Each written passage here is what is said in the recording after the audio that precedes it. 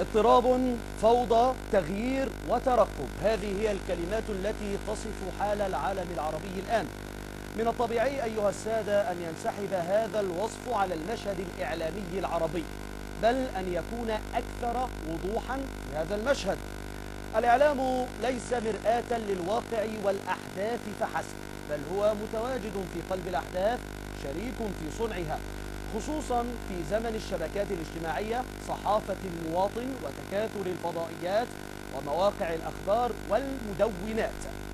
على أي حال أيها السادة، فإن الإعلام مثل الكل في العالم العربي قد فوجئ بما جرى وبانفجار الوضع في عديد من الدول العربية واندلاع ثورات على النحو الذي حدث.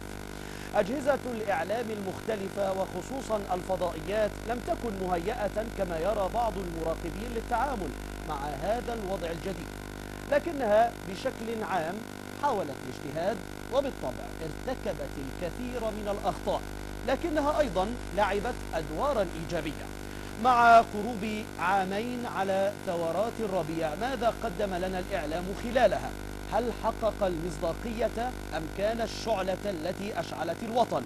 وهل يجوز تحميل الإعلام المسؤولية في كل الأخطاء والمشاكل التي تعاني منها الدول العربية والتي ارتبطت بمرحلة التغيير التي نمر بها؟ هل أجهزة الإعلام هي المسؤولة عن التحريض على التمرد والثورة وما شابه ذلك؟ هل يوجد شيء في الإعلام اسمه الحيادية في الإعلام وفي التغطية الإعلامية في زمن يتشدق فيه الكثير من الإعلاميين بكلمة حيادية؟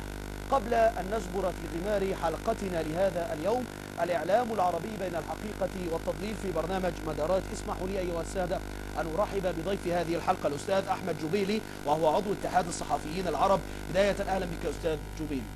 شكرا جزيلا لك على تشريفك لنا. قبل أن نزبر في غمار نقاش ليلتنا، اسمح لي أن أذهب وأتحول سريعا إلى زميلتي نقاء التي يبدو أن لديها العديد من المعطيات حول هذا الأمر. بداية أهلا بك نقاء، ماذا في جعبتك الآن من معطيات من الممكن أن ننطلق فيها في حوارنا الليلة؟ تفضلي نقاء. شكرا محمد. مشاهدينا أهلا بكم. تطورت وسائل الإعلام والاتصال العربية بشكل كبير في السنوات الأخيرة، وشكلت معينا ساهمت في تراكم الوعي لخلق الربيع العربي، إذ جاء تطور القنوات الفضائية ليخلق تنافسا بين الدول العربية على كسب الرأي العام، ثم جاء الإنترنت ليخلق مجالا جديدا للصحافة المطبوعة يعبر حدود الدول وأجهزة الرقابة ومواقع تواصل من الجيل الأول والثاني، صبت جميعها في معين لتصنع معينا لعب التنافس فيه الدور الأساس في دفع سباق الوضع خيارات متعددة أمام الإنسان العربي، فتحت له آفاقا جديدة على واقعه. ضمن هذا السباق لم يكن مهما السؤال عن مصادر التمويل، حكومية كانت أم تشابكا بين سلطات المال والسياسة، أو هيمنة تيار فكري معين على فريق التحرير، إذ أن انفتاح الآفاق والخيارات والتنافس كانوا أكبر أثر من طريقة اصطفاف هذه الوسيلة الإعلامية أو تلك حول قضايا عربية مشتركة مثل حرب إسرائيل على لبنان أو غزة، أو انغماسها في التطبيع أو حول هذا النظام العربي أو ذاك، حتى أن هذا السباق دفع قوى مؤثرة في المنطقة لإطلاق محطاتها الإخبارية باللغة العربية للدلو هي أيضا بدلوها في معركة كسب القلوب والعقول. ثم جاء ربيع تونس ومصر ليضعا كل هذا على محك أكبر من لعبة تنافس بين أنظمة، إذ أن الرهان كان بالضبط هو سقوط بعضها، فظهر ما ظهر من تردد وسائل الإعلام في الانخراط في التعبئة والمساهمة في الأحداث، ثم تحولت الحرب الإعلامية إلى حرب حقيقية بحجة إنسانية. فعلى مستوى وسائل الإعلام تبقى المعركة هي دوما ذاتها بين مهنية الصحفي وبين توجيهات من يملك وسيلته، وبين موقفه الشخصي وإن كان محقا، وبين ضرورة نقل الحقيقة والتدقيق، أي بين مهنيته وبين تجاذبات العالم المحيط به. فهل سيكون هناك يوما ربيعا ضمن الصحافة ووسائل الإعلام العربية، أم يستمر الحال كما هو عليه؟ وللمزيد أنتقل إلى الزميل محمد وضيفي الكريم. إليك محمد. نعم، أشكرك جزيلا نقاء على كل هذه المعطيات الرائعة، مهنية الصحفي وتوجيهات من يملك الوسيلة، وبين الموقف الشخصي وإن كان محقا وبين ضرورة نقل الحقيقة والتدقيق. أنت إعلامية عراقية، كيف تنظرين إلى الإعلام العراقي بعد دخول الاحتلال الأمريكي وكثرة القنوات العراقية أيضا في سبيل التغطية لما يجري الآن من أحداث في العراق؟ نعم محمد، المفروض القنوات أن تلتزم الحيادية. طبعا وجود الكثير من القنوات التي لا تلتزم الحيادية، فالمفروض على القناة الفضائية أن تلتزم الحيادية وأن تنقل الواقع كما هو وأن لا تصطف خلف أي من الآراء. وهذا ما نتمناه. شكرا جزيلا لك نقاء، سواء كنت إعلامية عراقية وأنا إعلامي مصري، نتمنى ألا نكون تحت سطوة من يملك دائما القنوات الفضائية. شكرا جزيلا لك. إذن أيها السادة، بكل تأكيد يشكل الإعلام عمود ارتكاز في أي بناء ديمقراطي. لا يمكن الحديث عن مجتمعات حرة دون الحديث عن إعلام حر ومستقل ومهني، كما ينص الإعلان العالمي لحقوق الإنسان في المادة 19 منها على أن لكل شخص الحق في حرية الرأي والتعبير. يشمل هذا الحق حرية اعتناق الآراء دون أي تدخل، وأيضا استقاء الأنباء والأفكار وتلقيها بكل تأكيد وإذاعتها بأية وسيلة كانت دون تقييد في الحدود الجغرافية. نبحث الليلة في مدارات يومية في حالة الإعلام العربي الجديد، الرؤية، المنطلقات، الهوية، البناء والتنظيم والتمويل أيضا. فأهلا ومرحبا بكم أيها السادة. أرحب مرة أخرى بضيف حلقة اليوم بالأستاذ أحمد جبيلي، وهو عضو اتحاد الصحفيين العرب. أهلا بك مرة أخرى سيد جبيلي. هل لنا في البداية أن نشخص بشكل سريع وتمهيدي على الأقل حالة الإعلام اليوم في بلدان الربيع العربي التي شهدت تحولا سياسيا بارز؟ لما نيجي نلقى نظرة سريعة على الإعلام ودوره، هنجد إن الإعلام هو المشعل النور اللي بيضيء الطريق للأمة، اللي بيهدي الجميع، اللي بيهدي الشعب، اللي بيحرر العقول، اللي بيحصل على المعلومة للمواطن البسيط، اللي بيوفر له وجبة جيدة من الأخبار اللي بترضي نهمه. وأعتقد إن العديد من الفضائيات بتقوم بالدرجة الأولى على الزملاء الصحفيين والإعلاميين. ده من ناحية. من ناحية أخرى، الإعلام في الوطن العربي عامة وفي دول الربيع العربي خاصة تعرض للعديد من الهجمات، كان آخرها اعتصام أحد الصحفيين الزملاء في تونس للمطالبة بحرية الإعلام والتعبير، كان آخرها التقرير اللي طلع عن لجنة الدفاع عن حرية التعبير اللي رصدت 60 انتهاك للحريات وللرأي العام في مصر خلال 6 أشهر، كان آخرها موقف نقابة الصحفيين اليمنيين للدفاع عن حرية الرأي والتعبير وحرية إصدار الصحف وعدم تلبية الثورة لمطالب الصحافة. اليمن كان لها ظروف خاصة وموقف خاص، كان في أحد الصحفيين هنالك انتقد الحكم وانتقد النظام، فكان عقوبته الجلد والحبس والغرامة. حدث هذا الأمر في اليمن؟ في اليمن، بس ده كان قبل الثورة. ولكن البعض يرى، اسمح لي يعني قبل أن نتحول إلى هذا التقرير، تحول الأمر من قبضة مشددة إلى انفراد من قبل بعض الإعلاميين، أليس كذلك؟ الانفراد ده نتيجة الثورة. الشعب لم يعد يخاف، الشعب لم يخشى أحد، وبالتالي الصحفي ده في المقدمة. إزاي الشعب يحصل على حريته والصحفي ما حصلش على حريته؟ كان في قبل الثورة كان في تجميل للصحافة وللحرية وللإعلام وحرية الرأي، لكن ما كانش موجود بالشكل اللي موجود دلوقتي. لما النظام السابق حاول يحاكم إبراهيم عيسى ويسجنه، كان في وقفة من نقابة الصحفيين وتصدي ليها، لكن النظام الحالي ما بيحاكمش إبراهيم عيسى لوحده، ده بيحاكم إبراهيمات عيسى، بيحاكم محمود سعد، بيحاكم الزملاء اللي رصدت اللجنة أسمائهم عدد كبير. خالد طيب صلاح. جميل. قبل ناخذ هذا العدد الكبير، اسمح لي يعني أن نخرج ونتابع هذا التقرير قبل أن نستكمل هذا الأمر، خصوصا الإعلام بعد ربيع الثورة المصري. أريد أن أقول سريعا بعض الإحصاءات. بلغ عدد القنوات الفضائية العربية نحو 733 قناة، أغلبها مملوك لمؤسسات خاصة. يبلغ نصيب دول الربيع العربي منها كالتالي: تبث في تونس 10 قنوات فضائية، منها 3 قنوات حكومية، ويتوقع أن تصل إلى 39 قناة تقريبا، فيما يبلغ عدد الصحف فيها نحو 125 صحيفة بين يومية وأسبوعية. مصر فيها نحو 54 قناة فضائية، منها 31 قناة خاصة، في حين تبلغ عدد الصحف التي تصدر منها هنا نحو 552 صحيفة ما بين يومية وأسبوعية.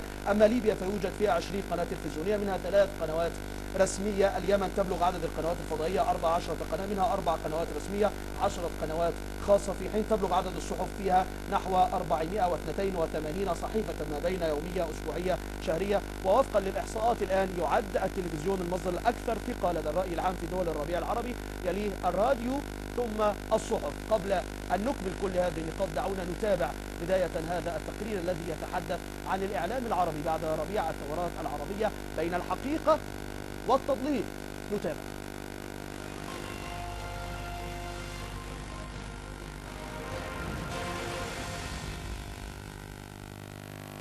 أحداث متلاحقة وأخبار سريعة تصل إلى الجميع في لحظات معدودة، ولكن هل هي حقيقية أم مجرد أكاذيب يروجها الإعلام؟ هذا هو حال الصحافة في الوطن العربي.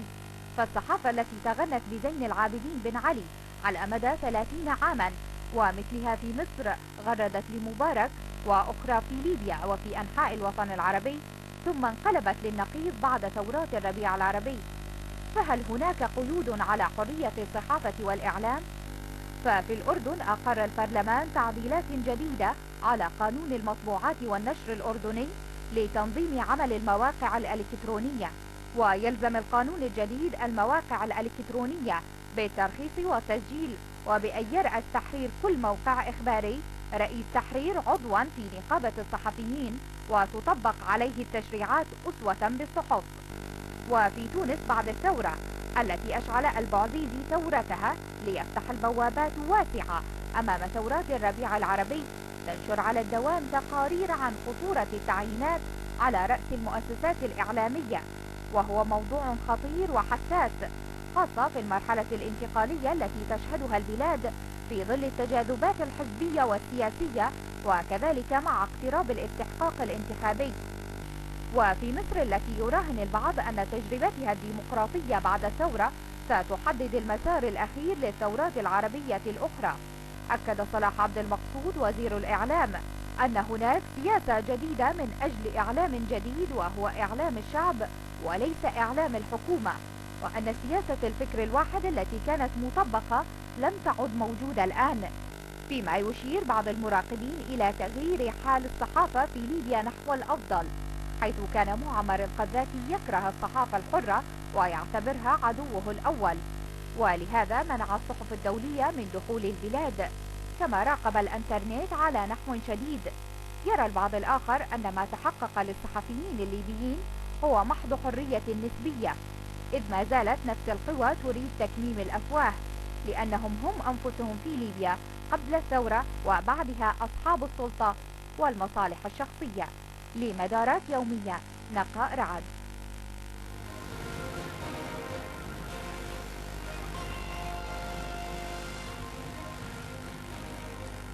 نعم، كما تابعنا في هذا التقرير، إن كان مشروع الاستبداد السياسي في المنطقة العربية قد بدأ بالسقوط أيها الإخوة، فإن عملا شاقا ومهما ونوعي ينتظر النخب الحاكمة الآن في بلدان الربيع العربي هو عمل لن يصح أو يستقيم دون أن تكون الأساسات والمنطلقات سلمية وأكثر شفافية. سيد جبيلي، ماذا يجري في مصر إعلاميا في هذين العامين؟ ماذا جرى في المشهد الإعلامي المصري كإعلام اليوم؟ كيف تقيم عملية الانتقال أو التحول الإعلامي تحديدا؟ قبل التقرير قلت هناك إبراهيمات عيسى كثير كما حدث في عهد مبارك. نتحول إلى هذا الأمر، كيف تراه وما هي الأمور والانتهاكات التي أنت رصدتها خلال هذين العامين في الإعلام، خصوصا بعد وصول محمد مرسي وهو ينتمي إلى التيار الإسلامي؟ ده كان موقفنا سنة 95 ضد القانون 93. أرجو أن تقترب القانون المشبوه اللي كان بيحتوي على عبارات مطاطة كانت بتهدد مصير الصحافة والصحفيين السجن.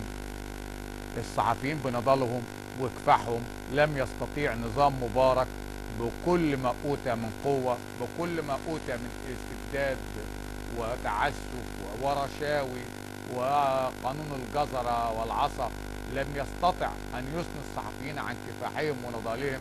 وكان على رأس الصحفيين اللي طالبوا بإسقاط القانون إبراهيم نافع نفسه، اللي كان في ذلك الوقت صحفي حكومي واللي كان بيرأس مجلس إدارة وتحرير جريدة الأهرام، كان في لفيف من الصحفيين الأبطال اللي تصدوا، من ضمنهم الأخ قطب العربي الأمين العام المساعد الآن للمجلس الأعلى للصحافة، من ضمنهم الأخ محمد نجم الأمين العام للمجلس الأعلى للصحافة، من ضمنهم الأخ صلاح عبد المقصود متولي صلاح عبد المقصود اللي بقى وزير إعلام دلوقتي، من ضمنهم الزميل يحيى قلاش طيب رئيس اللجنة جميل. الوطنية يعني للدفاع عن حرية وهذه الصحافة. الصورة كما أنت لكننا تحدثت في الآن ظل هي الأخ تتحدث عليك الرئيس وأنت محمد كنت مرسي ما زالت بدلة السجن في بيتي، كلنا مهددون بالسجن تحت رئاسة محمد مرسي وإخوانه. لما تبقى مؤسسة الرئاسة بتحرك على الدعاوى القضائية ضد الصحفيين، يا أخي أنت ضد إبراهيم عيسى، جميل جميل، ضد ولكن اسمح لي، الدكتورة منال عمر، الحرية. جميل ضد عبد جميل. الحليم قنديل، طيب جميل. ضد باسم يوسف، تمام. ضد عنتر عبد الله، ضد آه. إبراهيم عيسى، ضد خالد صلاح،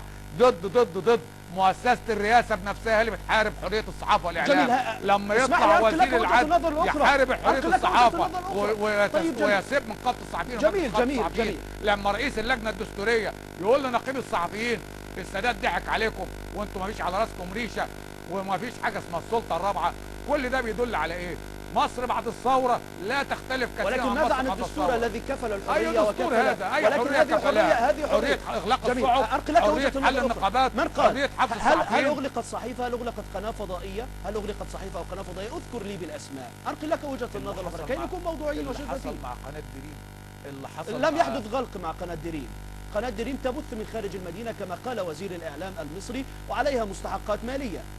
اذكر لي صحيفة واحدة تم غلقها في عهد الثورة مرسي. انها جميل. تبث من الخارج. جميل.